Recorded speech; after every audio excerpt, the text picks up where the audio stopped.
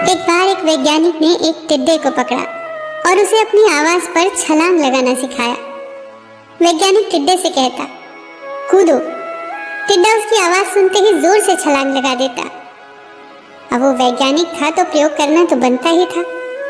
उन्होंने टिड्डे की छलांग पर प्रयोग किया। वैज्ञानिक ने उसकी एक टांग तोड़ दी और फिर बोला, कूदो। अब टिड्डे की छलांग की दूरी कम हो गई। वैज्ञानिक ने उसकी दूसरी टांग तोड़ दी और फिर बोला, कूदो। टिड्डे की छलांग और कम हो गई। अब तोड़ी गई उसकी तीसरी टांग।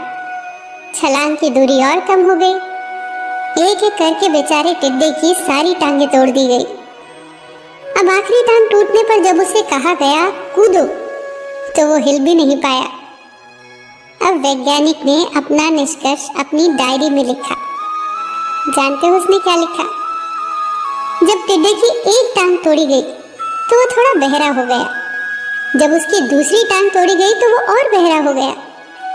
हर टांग टूटने के साथ वो और बहरा होता गया और सारी टांग टूटने के बाद वो बिल्कुल बहरा हो गया। जोर जोर से चिल्लाने का भी उस पर कोई असर नहीं हुआ। वो तो अपनी जगह से हिला तक नहीं।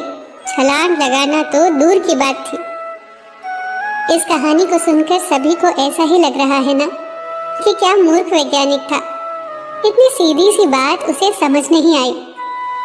क्या कुछ लोग ये भी सोच रहे होंगे कि ये तो किसी बच्चे को भी पता है कि टिड्डे की छलांग उसकी टांग टूटने की वजह से कम होती जा रही थी, ना कि वो बहरा हो गया था।